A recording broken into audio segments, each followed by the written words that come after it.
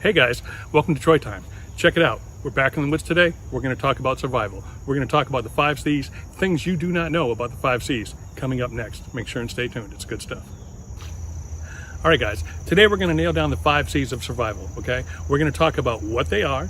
We're going to talk about how they can help you with your inventory, to use your inventory in creative ways that you wouldn't have thought of without using the 5 C's as a template. We're also going to tell you how to use the 5 C's to prioritize your time and effort to make sure you're doing the right thing at the right time and going after the right goal in your survival checklist, okay? The third thing that the 5 C's are going to do for you is that when you're at home and you're practicing, or you're out in the woods or your backyard, when you're practicing your survival skills, the 5 C's can provide an excellent training plan so that you're completely efficient with how quickly and how effectively you get your survival skills on point, and that you have no holes in your game because you've got all your 5 C's covered, okay? So that's what we're gonna cover in today's video. There's gonna be a lot of material. Watch it to the end. I guarantee you there's some stuff here that maybe you haven't thought of, and this is probably the first time that you're hearing this type of explanation about the 5 C's. So stay tuned. I think it's gonna be good.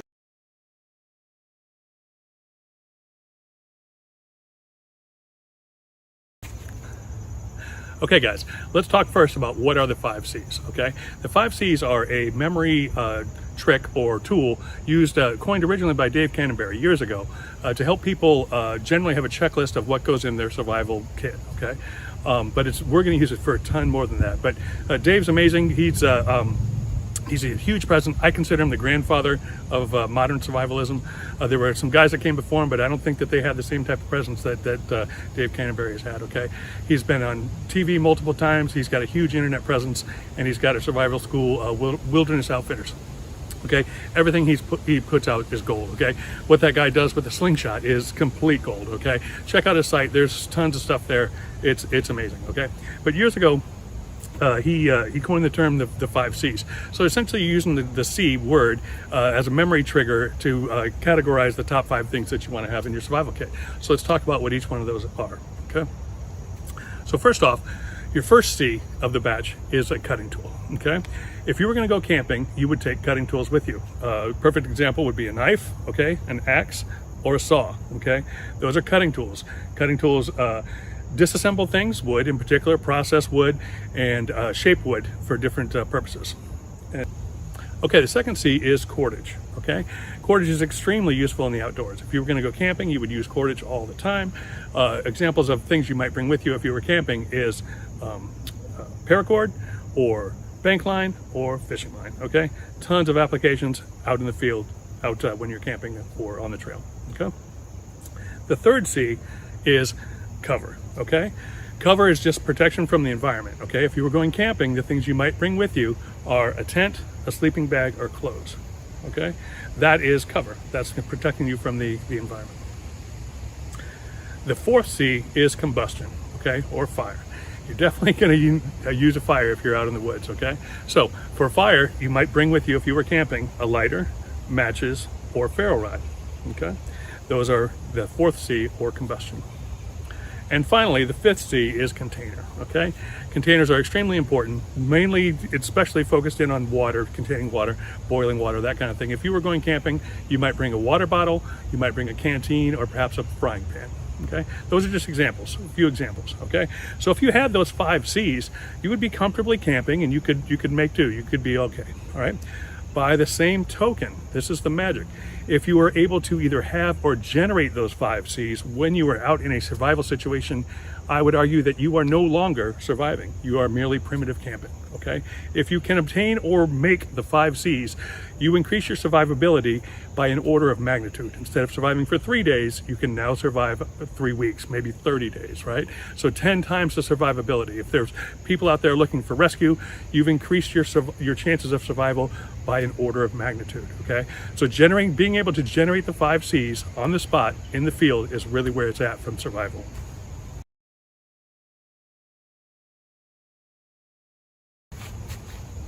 Okay, so as I said, there are three main things that knowing the 5 C's are going to do for you, apart from being a checklist for a survival kit, okay? The first one we're actually going to talk about is that it can help you analyze your inventory, okay? One of the first things you're going to do once you realize that you're in a survival situation is take inventory. You're going to take inventory of your mind, you're going to take inventory of what's on your body, and you're going to take inventory of what's in the environment, okay? Once you have those things gathered up, you can look at them and you might ask yourself, how can I use this item, right? Well, that is such an open-ended question. The mind doesn't work like that. If I let's say one of the things we find in our environment is a plastic water bottle, plastic bottle, right? They're everywhere out in the outdoors, unfortunately. But a piece of trash, right? But you're going to want to gather up any man-made items you can. So you do a quick little walk of the perimeter, you find a plastic water bottle. If I said to you right now, what can you do with a plastic water bottle? It's an open-ended question, right? There's 1,000, your mind might just go blank because there's just so much to it. And you might have a few answers. Many of them will have absolutely nothing to do with survival, okay?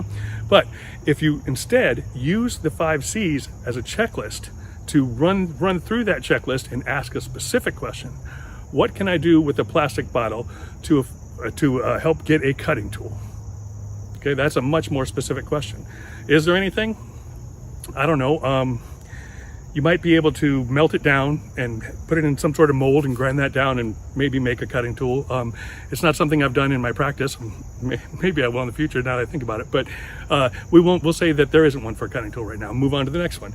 Cordage. What can I do with a plastic water bottle to affect cordage? Well, that's a great one. You can cut a plastic water bottle around in a circle and have a great amount of cordage, especially if it's like a 2-liter bottle. If you've got like a 2-liter bottle, you can make a jig. You can stick a knife in a tree and make a jig, and you can get a ton of cordage, and you can heat that cordage and make it super tight and binding.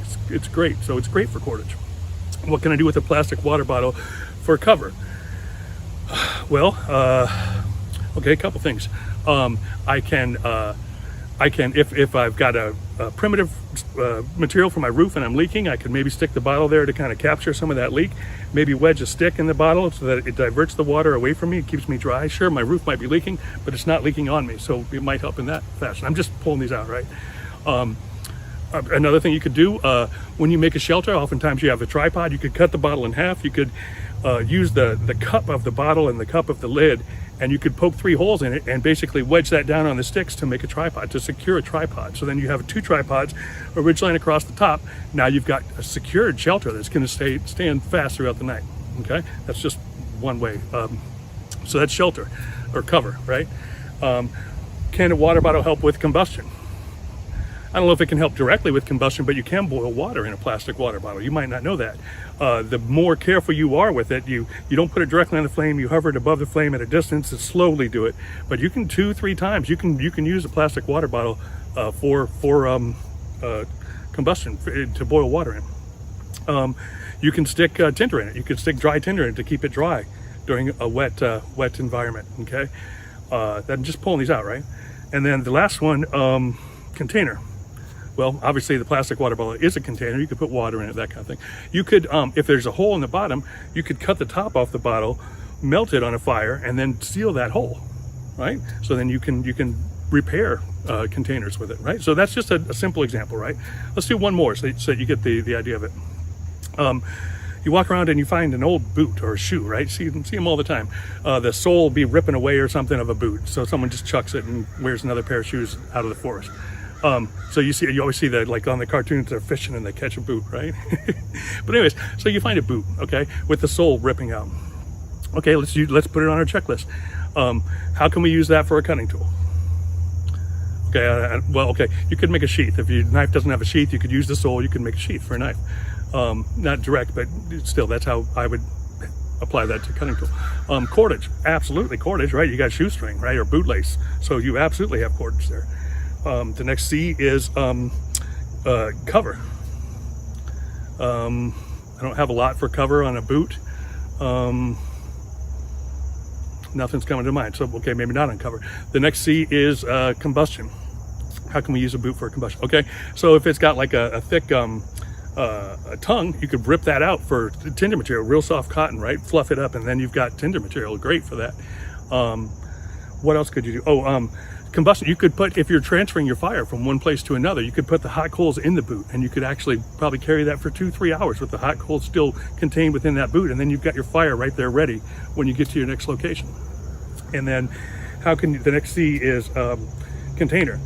I guess the ashes or the hot coals kind of is a container, but okay, container. So you have a plastic bag. You don't have a canteen, but you have a plastic bag. So you fill it with water, but it's super fragile, right?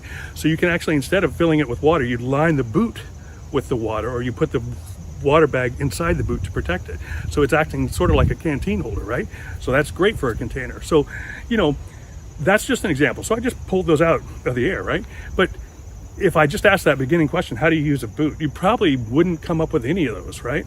But if you ask the direct question against the checklist of the 5 C's, then you get these amazing ideas that are completely out of the box, things you probably wouldn't thought of. So hopefully that's impressive enough. You say, yeah, you know, I wouldn't have thought of those things, but now, and so use that as an exercise. If you're driving down the road and you see a piece of trash, you see something out there, imagine that you found that for your inventory.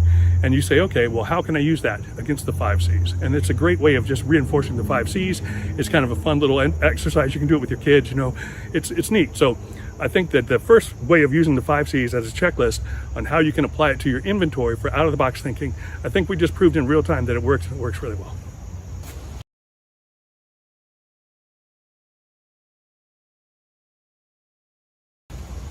Okay guys, next up, using the 5 C's to prioritize what you should do to make sure you're doing the right thing at the right time. This one is huge. This is probably, in my mind, the most important.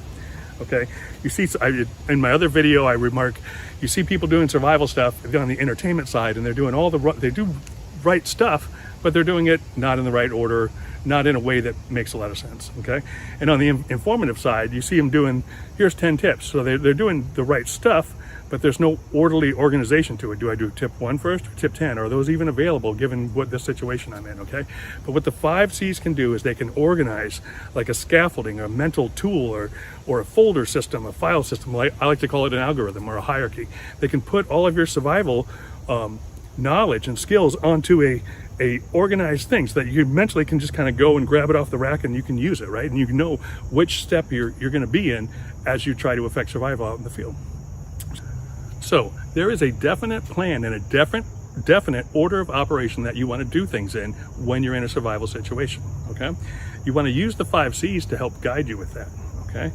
Now, as soon as I say that there's a definite plan, everyone's going to be, well, once they hear the plan, they're going to be, well, what if this happens, or what if that happens, right?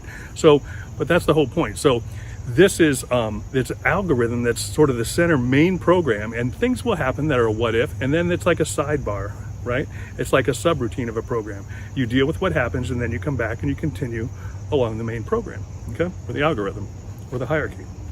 So let me give you an example. So before I get into exactly the plan, so I want to tell you that there's 2 different kind of situations you're in when you're out in the field in a survival situation, okay? You can be under a general pressure of survival, okay? That's generally what it's going to be. You wake up in the morning and you're out lost in the woods, right? You're under just a general survival pressure, okay? Your biggest pressure is nightfall, right? So you got to affect survival before nightfall. So there's sort of a general survival pressure, but nothing is going to threaten your life in that moment, in that instant, okay? If something is life-threatening in that instant, then it's a specific survival threat, okay? So the specific survival threat is the sidebar, okay? If I'm out in the woods and I'm looking to make a cutting tool or make cordage or whatever, and I trip and I fall and I break my ankle, well, now I'm no longer on my algorithm. I've got to go deal with my broken ankle. So that's a sidebar, right? Because that is a specific survival threat. Once I can splint that or do whatever I need to do, get it set, splint, controlled, then I come back and then I'm right back into just general survival pressure. So then I'm just doing my algorithm again. So there's going to be 1,000 what ifs, right? There's going to be 1,000,000. But so once you know the algorithm and you know the hierarchy, you can deviate, right? Sometimes you'll skip around it and come back, but you got to know it and understand it before you can really do that in an intelligent way. Okay, so there's 1,000 what ifs, there's 1,000 times where you will deviate from it, but mainly most of the time you're going to be under just general survival pressure and you're going to be just plugging through that algorithm. Okay, so let's talk about that algorithm now. Okay, so the correct order of the 5 C's is the order that I gave you in the beginning of this video, okay? No one talks about the order of the 5 C's. There's an order, right? The first and primary one is the knife, right? The cutting tool, okay? Knife is primary. Knife has been with us since before history, right? Knife help us form history. It is primal. It is primary. It is the absolute beginning, okay? Well, first you take inventory, but the knife, once you start on the algorithm, the knife is what you need. So if you have nothing, you need to start making a knife, right? You need to start applying cutting tools. You can look at what you have on your body to do so. You may have a knife, that's great. If not, then you look on your body to try and affect a cutting tool, or else you look in your environment, okay? There might be some things that you could readily make a knife out of in the environment, or you might have to go all the way back down to sticks and stones, okay? But the knife is primary, okay? It is the beginning. Even Dave Canterbury says, give me a knife and I'll fashion the rest of the stuff in the field, okay? And he's right, and it's true, and that's our goal. That's what you should be shooting for, actually even making the knife out in the field, and then fashioning everything else along that hierarchy, okay? All right, the second item is cordage, okay? That is, cordage is super important, and the reason it's second is because you need your knife to make cordage, okay? That's how you make cordage. You cut things up with your knife. You cut up plant material, you cut up bark, you cut things into strands, you weave them together. That's how you make cordages with your knife. So the knife is primary and cordage is secondary. You're gathering up your tools. You're able to both shape things and divide things, and then you're able to bind things and make joints and make simple machines and tie things together, okay? So you've got your knife and your cordage, okay? Third is cover, okay? You use your knife and your cordage to make cover, okay? Why does cover come before fire, before combustion? Because you need cover first. If it's raining or it's windy, you're gonna need cover before you can make a fire, okay? So you use your knife and you use your cordage to make cover. You're gonna tie things together, you're gonna make a strong structure that's gonna last you through the night and beyond, and you're gonna use your knife to cut up this material, you're gonna use cordage to tie it together and make cover, okay? The fourth C is combustion, okay? Now that you have cover, you're protected from rain, you're protected from wind, you can make combustion, you can make a fire, okay? You're gonna use your knife and your cordage to make like a friction fire. You can use like a bow drill. You make a bow drill, you make a fire with the bow drill using your knife and your cordage underneath your cover to make combustion, okay? And then what you do, number 5, the 5th C is container, okay? You're gonna make your container with your fire. You can make a burn bowl, okay? You have a piece of wood, you burn it, and then you scrape it with your knife, and then you burn it, and then you scrape it with your knife, and then you burn it, and pretty soon you have a cup, okay? You heat rocks by the fire, put them in the water, in the cup, and you can boil the water, okay? So your 5 C's are a progression to get you to have water. Once you have water, you are now surviving, instead of 3 days, you're surviving 30, okay? So that is the whole 1/2 of the survival whole plan. The whole thing is the 5 C's. The other half is another hierarchy. That's your food procurement. So that's your fishing, your trapping, your gathering, your hunting, right? All that stuff is on another hierarchy. So, but you shouldn't even be going after food unless you have a water source, a reliable water source. All you're going to do if you're eating food without water is you're going to deplete your body's natural water resources faster, okay? You're going to dehydrate faster if you're eating and you're not taking in water. So first we do the water, and then we're set, and then we go do all the food stuff, okay? So one more time through the hierarchy in proper order. Cutting tool, cordage, cover, combustion, container, and that is the order, because you need the prior ones to make the next one in line, okay? That's the magic, that's the beauty. So once you're out there, you might be out on a thing, and that's why you see like the big Rambo knives with the cordage wrapped around them. It's not because they're trying to hold on to the handle with the grip or anything, it's because you've got your primary tools with you, your knife and your cordage. So you can fashion all the other things out in the wilderness. So what you do is, let's say you have a knife and you have a Mylar blanket. Well, you need cordage, because you're missing that second step. So you're always gonna know what you need to do, where you need to be placing, but based on which one of the 5s you have and which ones you don't. Start with a knife. If you don't have a knife, then make a knife. If you've got a knife, you need to be making cordage. If you've got a knife and cordage and maybe you got cover, well, now it's time for a fire. Don't make a fire before you have cordage generally, because of rain or wind's just gonna put it out, right? So those are the steps. Cutting tool, cordage, cover, combustion, container. Follow that and you're just gonna increase your survivability tenfold, okay?